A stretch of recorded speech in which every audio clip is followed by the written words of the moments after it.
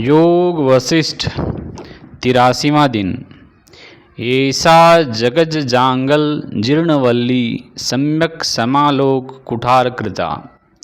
वल्लीव विक्षुब्ध मनः शरीरा भूयो न संरोहति रामभद्र। वशिष्ठ ने कहा, पर ब्रह्म अभेद अवस्था में सब में व्याप्त रहता है और हर वस्तु भी अभेद रूप में रहती है, परंतु जब वह अपनी इच्छा से घनीभूत होता है तो ब्रह्मांडीय मन उत्पन्न होता है। उस मन में विभिन्न तत्वों की उत्पत्ति का संकल्प अत्यंत सूक्ष्म रूप में होता है। इसका समेकित प्रभाव ज्योतिर्मय ब्रह्मांडीय पुरुष के रूप में होता है, जिसे ब्रह्मा कहते हैं और जो सृष्टिकर्ता होता है। अतः यह सृष्टिकर्ता भी ब्रह्मांडीय मन के अतिरिक्त और कुछ नहीं। हे राम, इस ब्रह्मांड के जितने भी पदार्थ हैं वे उसी प्रकार परम ब्रह्म में ही उत्पन्न हुए हैं, जिस प्रकार समुद्र में लहरें उत्पन्न होती है। ब्रह्म के मन के इस अनुत्पन्न ब्रह्मांड में सृष्टिकर्ता अपने को अहम भाव के रूप में देखता है और फिर ब्रह्मांडीय मन रूपी ब्रह्मा ब्रह्मांड का सृष्टिकर्ता रूपी ब्रह्मा बन जाता है। ब्रह्मांडीय मन की शक्ति ही ब्रह्मांड में विभिन्न रूपों में दिखाई देती है।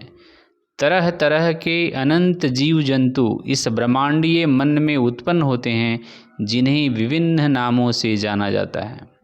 जब ये विभिन्न जीव चेतना के अनंत आकाश में उत्पन्न होते हैं, तब ये तत्वों से रचे हुए प्रतीत होते हैं। चेतना हर एक काया में जीवन शक्ति के रंध्र के द्वारा प्रवेश करती है और तब शरीरों के बीज रूपायित होते हैं। ये चल भी होते हैं और अचल भी। तब एक एक का जन्म इकाई के रूप में होता है। हर जीव का विभिन्न शक्तियों के संयोगजन्य संबंध भी स्थापित होता है। जिस प्रकार कौवे के पेड़ पर बैठने से नारियल गिर पड़ता है, उसी प्रकार ये संयोगजन्य शक्तियाँ ही कारण और कार्य के नियमन को विव्यक्त करती हैं। यही विकास का उद्भव और प्राभव है। इसके उपरांत इच्छा ही इन सब का कारण होती है। हे राम, इस प्रकार यही मन दृश्य संसार के रूप में जाना जाता है। जो अनुसंधान रूपी आरे से इसका असली जड़ को काट देता है, वह इससे मुक्त हो जाता है। कुछ लोगों की समझ में यह बात जल्दी ही आ जाती है और कुछ की समझ में लंबे समय पर। हे राम, अब मैं तुम्हें बतलाऊंगा कि कैसे इस सृष्टि के आरंभ में उत्तम, अधम और मध्यम वर्ग के जीवों का विभाजन हुआ। श्रेष्ठ आचरण वाले जीवों ने प्रथम वर्ग में जन्म लिया। वे प्रकृति से ही अच्छे अच्छे काम करने वाले हैं। ऐसे लोग कुछ ही जन्मों में मुक्ति प्राप्त कर लेते हैं। उनमें पवित्रता और प्रकाश अर्थात सत्व गुण की प्रधानता होती है।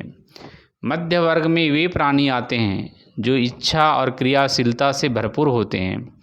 यही राजसिक हैं। ये लोग मुक्ति प्राप्त करने के समीप होते हैं। इस संसार को त्यागने के बाद उस तक पहुँचते हैं।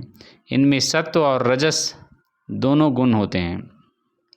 जो सहस्त्रों जन्म लेने के बाद भी अंधकार में रहते हैं, जाग नहीं पाते, वे अंधकार के प्राणी तमस गुणी होते हैं। उन्हें मुक्ति प्राप्त करने के लिए लंबा समय लगता है। अनंत ब्रह्म की इच्छा के अनुसार ये जीव उसमें उत्पन्न और विलीन होते रहते हैं।